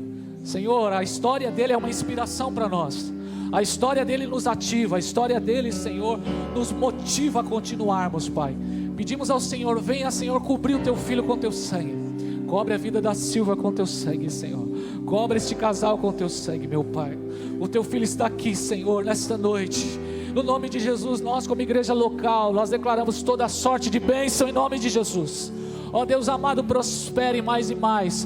Envie, Senhor, mais e mais recursos, ó Pai, em todas as áreas para a vida do teu filho. Nós abençoamos o pastor dele, pastor Luiz Hermínio, todo o ministério lá em Itajaí, Senhor, e todos os pastores que estão envolvidos nesses trabalhos, Pai. Pedimos, ó Pai, no nome de Jesus, venha dar uma unção dobrada sobre ele, venha dar saúde sobre ele, venha dar força sobre ele, sobre a vida da esposa, ó Pai amado, no nome de Jesus Cristo. Nós declaramos agora, Senhor, no nome de Jesus, enquanto o teu filho está aqui trabalhando, Senhor, ministrando, o Senhor está cuidando dela lá, o Senhor está fortalecendo ela, Senhor, neste momento, no nome de Jesus Cristo, nós declaramos isso, nós profetizamos nessa hora, nós concordamos nessa hora como igreja, nós cobrimos o teu filho nessa hora como igreja de oração, e cremos, ó Pai, no nome de Jesus Cristo, que a oração de um justo pode muito em seus efeitos. No nome de Jesus Cristo, declaramos isso nesta noite, em nome do Pai, em nome do Filho, em nome do Espírito Santo de Deus, e nós glorificamos o Senhor e declaramos amém, glória a Deus. Jesus é bom, igreja. Ô meu irmão, você que está reclamando aí porque você não tem um tênis novo, o Filho de Deus está aqui, irmãos, com a esposa dele enfermo, mas pregando a palavra do Senhor. Que Deus venha nos levar um tempo novo a partir dessa data de hoje. Amém, meus irmãos? Amém, igreja do Senhor? Que seja um tempo novo de Deus na nossa igreja a partir desse culto de hoje, em nome de Jesus. Nós precisamos fazer mais, nós vamos fazer mais para a glória do Senhor. Levanta a sua mão para o céu, em nome de Jesus, 9 horas. E esse culto foi um culto abençoado, amém, irmãos? 2 horas de palavra, essa igreja, e ninguém foi embora. Meu Deus do céu, aleluia. Eu quero aplaudir ao Senhor pela sua vida que ficou aqui, aleluia. Que a graça de nosso Senhor e Salvador Jesus Cristo, que o amor de Deus e que a comunhão do Espírito Santo esteja sobre nós hoje para sempre. Quem crê, diga amém. Deus abençoe sua vida em nome de Jesus. Uma semana abençoada para você. Terça-feira culto, quinta-feira culto. O tema do culto de quinta-feira aqui, série de mensagens, imitadores de Deus. Sexta jovem. Domingo que vem, Santa Ceia do Senhor, apresentação de novos membros. E é uma bênção, em nome de Jesus. Uma semana de vitória, Deus te abençoe. Vai debaixo da paz, debaixo da graça. Uma semana abençoada para você em nome de Jesus. Passa ali na mesa, compra um livro, abençoe ali o ministério de missões em nome de Jesus. Glória a Deus, aleluia.